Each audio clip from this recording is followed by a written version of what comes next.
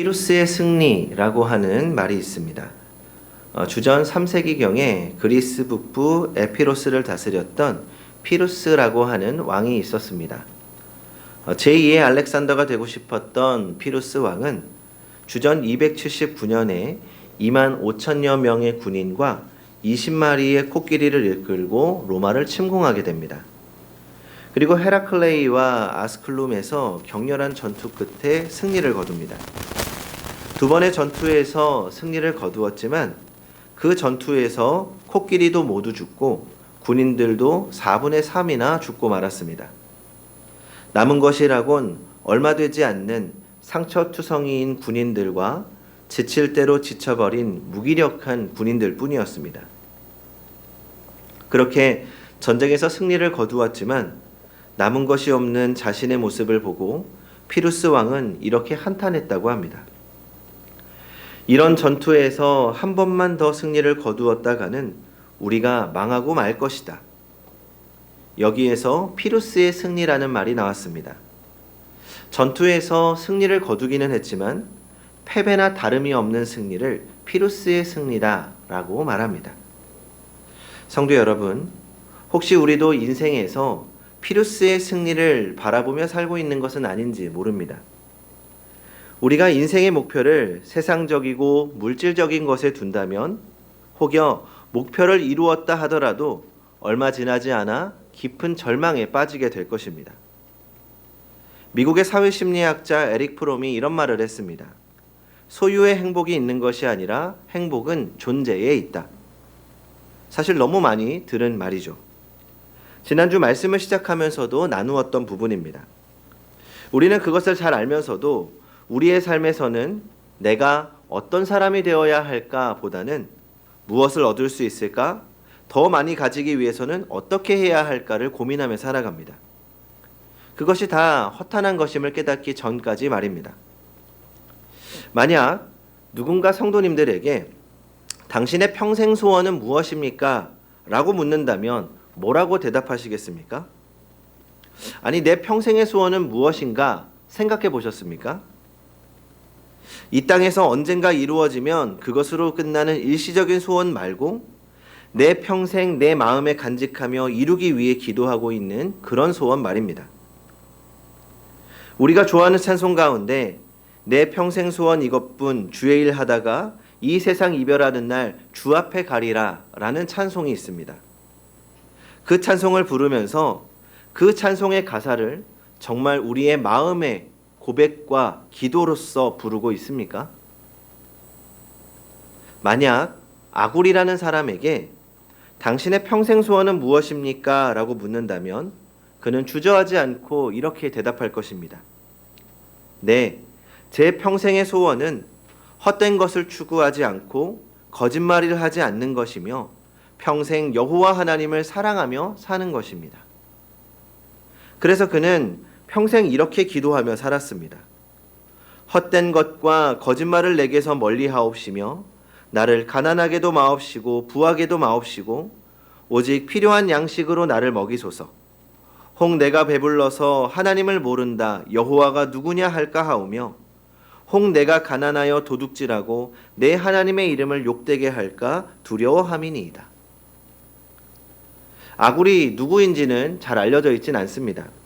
잠언 30장 1절에 야게의 아들이라고만 소개되어 있습니다. 그리고 성경 다른 어디에도 이 아굴이라는 이름이 나와 있지 않습니다.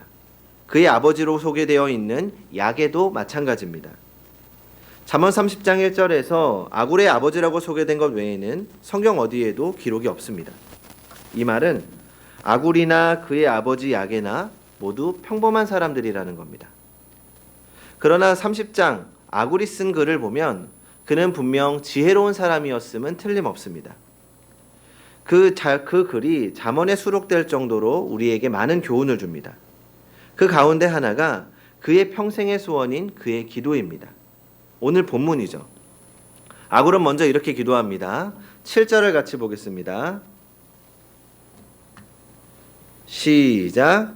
내가 두 가지 일을 주께 구하였사오니 내가 죽기 전에 내게 거절하지 마옵시고 여기서 구하였사오니라는 단어는 히브리어로 보면 현재 완료형으로 되어 있습니다. 그러니까 현재 완료는 과거부터 지금까지 계속 반복되는 동작을 의미합니다. 그러니까 아굴이 언제인지는 모르지만 지난 날부터 지금까지 계속해서 기도하고 있는 내용이라는 겁니다. 그러니까 한두 번 기도하고 끝난 게 아니라 지금까지 그것을 위해서 기도했고 앞으로도 계속해서 기도하겠다는 겁니다. 그러니까 아굴이 세상을 떠나는 그날까지 멈추지 않는 평생의 기도인 것이죠. 그 첫 번째가 헛된 것과 거짓말을 내게서 멀리 하옵소서라는 기도입니다. 여기서 말하는 헛된 것은 부질없는 것을 말합니다. 신앙인으로서 헛되고 부질없는 것을 추구하지 않겠다는 겁니다. 우리가 살아가면서 참 많은 것을 얻기 위해 노력합니다. 그런데 그 많은 것들 가운데 사실은 부질없는 것들이 얼마나 많은지 모릅니다. 지금 당장은 그것이 내 인생에 굉장히 중요한 것 같은데 지나고 보면 사실은 아무것도 아닌 것이 많습니다. 아굴은 그런 것을 멀리하게 해달라고 기도하는 겁니다. 그럼 오늘 이 아굴의 기도를 오늘 우리의 말로, 우리의 기도로 바꾼다면 어떻게 바꿀 수 있을까요? 전 이렇게 바꾸면 좋겠다는 생각이 듭니다. 하나님, 세상의 욕망을 내게서 멀리 하옵소서. 여기서 욕망은 다양하게 표현될 수 있을 겁니다. 아름다움에 대한 욕망, 돈에 대한 욕망, 성적인 욕망, 지적인 욕망, 성공의 욕망 등입니다. 세상은 욕망으로 가득합니다. 그리고 우리의 욕망을 자극하고 있습니다. 클래스 101이라는 인터넷 사이트가 있습니다. 학생들이 공부를 위해서 인터넷 강의를 듣는 것처럼 다양한 사람들이 나와서 여러 종류의 강의를 합니다. 그러면 사람들이 일정 금액의 돈을 내고 강의를 듣는 거죠. 대학교에서나 들었던 것처럼 좋은 강사들의 이야기를 들을 수 있는 겁니다. 그 내용도 다양합니다. 영어 강의, 수학 강의 같은 그런 공부나 학생들에 관련된 것도 있고 인문학 강의나 역사 강의, 미술 강의 등등 아주 다양합니다. 그런데 가장 인기 많은 강의가 어떤 것들인 줄 혹시 아십니까? 먼저 부자 되는 법에 대한 강의입니다. 돈 버는 법을 알려주겠다는 겁니다. 예를 들어서 장사를 잘하고 싶은 사람들에게는 장사를 잘하는 법, 또는 요즘 인터넷에서 물품을 많이 판매하니까 그런 인터넷으로 장사를 하는 법, 주식 투자 잘하는 법, 부동산 매매하는 법 등이 있습니다. 이 부자가 되는 법은 강의료도 엄청 비쌉니다. 근데 듣는 사람들이 있어요. 왜? 부자가 되고 싶으니까.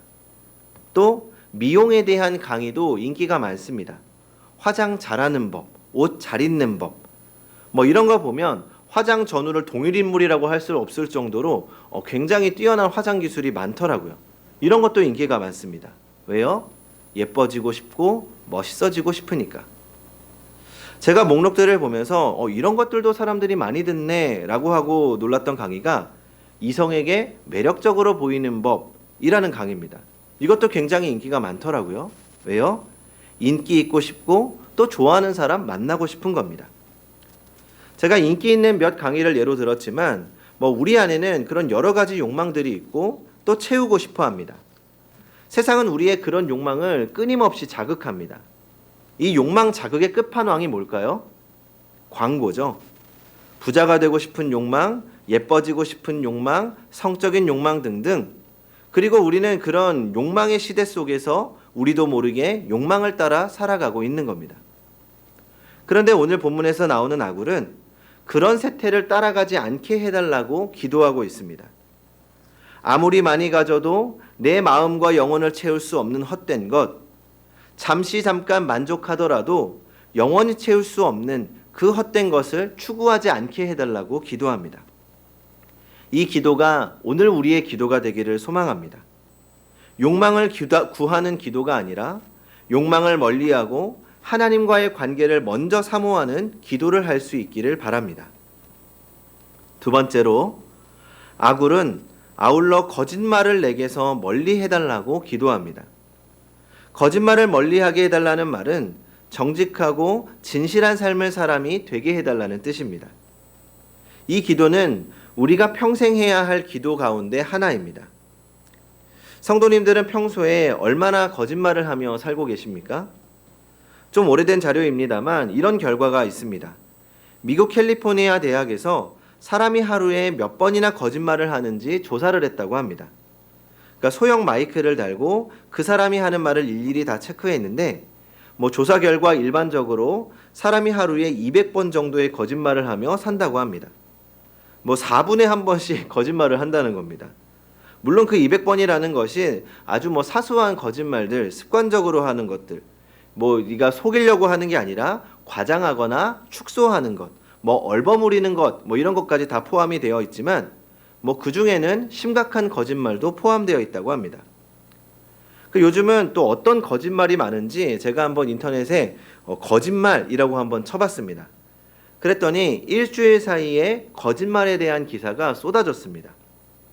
반값에 강습해줄게 거짓말로 3억 넘게 꿀꺽한 수영 강사, 불륜 접선 장소 뜨는 대형마트, 장보기 인증샷과 함께 알리바이 확보 거짓말, 친정에 맡겼다 거짓말, 생후 6일 아기 쓰레기통에, 남편에게 성매매 들킬까봐 성폭행 당했다 거짓말, 양평 고속도로 사업 전면 중단, 당정 야권 제기 의혹 새빨간 거짓말. 거짓말 투성입니다. 성도 여러분, 거짓말을 왜 합니까? 다른 사람을 속이고 내가 목적하는 것을 이루기 위해서입니다. 때로는 내가 피해를 보거나 손해를 보지 않기 위해서 거짓말을 하기도 합니다. 내가 책임져야 할 때 책임지지 않기 위해서 거짓말을 하기도 합니다. 내가 욕망하는 것이나 내게 주어지는 유익이 있기 때문에 거짓말을 합니다. 때로는 내 자존심이나 인격이 짓밟힐 것 같을 때 거짓말을 하기도 합니다. 그런데 그런 거짓말을 통해서는 우리의 삶이 진실할 수가 없습니다. 거짓말에 익숙해져 버리면 정직한 삶을 살 수가 없습니다. 거짓을 통해 얻어지는 달콤한 이익을 쉽게 포기할 수가 없기 때문입니다.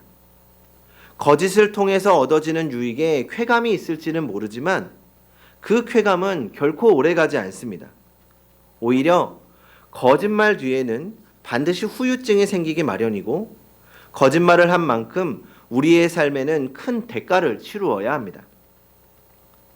창세기 12장에 보면 아브라함이 거짓말을 한 이야기가 나옵니다.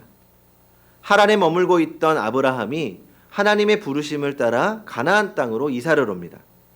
그런데 그 가나안 땅에 기근이 들어서 먹을 것이 없자 애굽으로 내려갑니다. 애굽으로 가면서 아브라함은 두려운 생각이 들었습니다.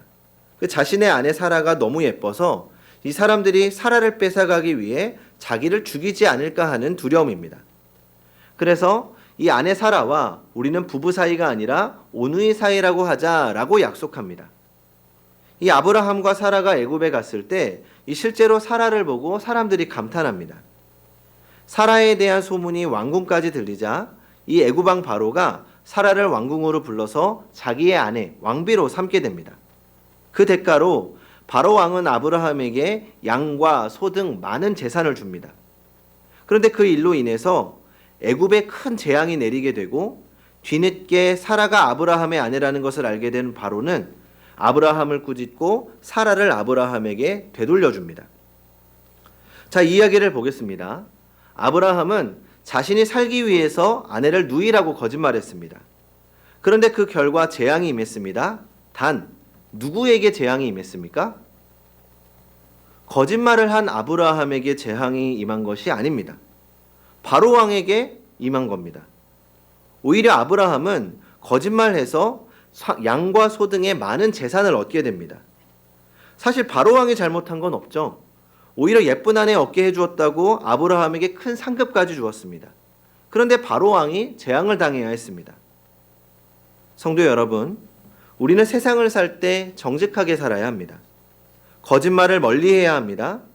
우리 그리스도인이 거짓말을 할 때 때로는 거짓말을 하는 우리가 벌을 받기도 하지만 우리의 거짓말 때문에 세상이 재앙을 당하기도 합니다. 아브라함의 거짓말 때문에 아무 죄 없는 바로가 재앙을 당한 것처럼 말입니다. 오늘 우리 시대 그리스도인들이 세상으로 존경받지 못하는 이유 가운데 하나는 우리 그리스도인들이 정직하게 살지 못하기 때문입니다. 예전에는 예수 믿는 사람 하면 정직한 사람, 믿을 만한 사람이라고 생각되었던 적도 있습니다. 그리스도인이라는 말이 신뢰의 상징이었습니다. 그런데 이제는 그렇지 않습니다. 오히려 그리스도인이라는 말, 교회에 다니는 사람이라는 말이 거짓말쟁이라는 말과 비슷한 의미가 되어버렸습니다. 참 안타까운 현실인데 그런 현실을 누가 만든 것입니까? 우리 그리스도인들이 스스로 만든 것입니다. 20년 전에 많은 기독교인들을 부끄럽게 만들었던 사건이 하나 있습니다. 바로 온로비 사건이죠. 신동아 그룹 회장의 부인이 이 검찰총장에게 3천만 원짜리 고급 옷을 사주었다고 폭로하면서 세간을 떠들썩하게 만들었던 겁니다. 신동아 그룹 회장의 부인은 검찰총장에게 옷을 주었다고 주장하고 검찰총장 부인은 옷을 받지 않았다고 주장하면서 결국 국회 청문회까지 열렸습니다. 근데 더 기가 막힌 건 국회 청문회에 불려가서 성경에 손을 얹고 두 사람이 맹세까지 하면서 한 말입니다. 두 사람 모두 권사님이었습니다. 권사님 두 분이 성경에 손을 얹고 맹세하면서 한 사람은 성경에 맹세코 옷을 주었다라고 말하고 또 다른 한 사람은 성경에 맹세코 옷을 받지 않았다라고 말했습니다. 누구의 말이 옳았습니까? 분명한 것은 두 사람 모두 권사님으로 하나님의 이름을 걸고 맹세하면서 진술했지만 한 사람은 거짓말을 했다는 겁니다. 그게 TV를 통해서 온 나라에 방송되었습니다. 그러니 어느 누가 기독교인이라는 이름을 알고 한 말을 믿어주겠습니까? 사도행전에 보면 사도들은 예수를 전한다는 것 때문에 핍박을 받았습니다. 산헤드린 공의회에 불려가서 다시는 예수의 이름으로 말하지도 말고 예수를 전하지도 말라고 협박받습니다. 산헤드린 공회는 예수님을 십자가에 못 박도록 결정을 내린 막강한 힘을 가진 곳입니다. 그런데 사도들은 산헤드린 공회의 협박 앞에 굴복하지 않습니다. 우리는 보고 들은 것을 말하지 않을 수 없다. 분명하게 선언합니다. 그 일로 인해 사도들은 엄청난 박해를 받아야 했습니다. 산헤드린 공회가 협박할 때 잠깐 거짓으로라도 복음을 전하지 않겠다라고 말했다면 그들은 박해를 덜 받았을 겁니다. 그런데 그들은 그렇게 하지 않았습니다. 박해를 받는다 하더라도 거짓을 말하지 않는 것이 그들의 신앙이었습니다. 이것이 오늘 우리의 신앙이어야 합니다. 어떤 손해가 있더라도 거짓을 멀리해야 합니다. 어떤 위협이 있더라도 거짓을 버려야 합니다. 거짓은 우리 자신뿐만 아니라 하나님의 이름을 욕되게 하는 결과를 만들기 때문입니다. 그래서 오늘 본문에서 아굴이 그런 기도를 합니다. 어떤 상황에서도 하나님의 이름을 욕이 되지 않는 삶을 살도록 거짓말을 내게서 멀리하여 주시옵소서. 기도한다는 것은 그렇게 살도록 하나님께서 도와주시라는 뜻이며 동시에 그렇게 살겠다는 신앙 고백이기도 합니다. 성도 여러분, 우리도 이렇게 기도해야 합니다. 하나님, 내 평생에 헛된 것에 마음을 빼앗겨 헛된 것을 추구하거나 헛된 것을 따라 살지 않게 하시고 우리의 마음과 입술에서 거짓을 제하여 정직하고 진실한 삶으로 하나님께 영광 돌리게 하옵소서. 이것이 우리 평생의 기도여야 합니다. 그렇게 평생을 기도하며 하나님 보시기에 아름다운 삶을 살아가는 하나님께 영광 돌리는 성도님들이 되시기 바랍니다. 기도하겠습니다.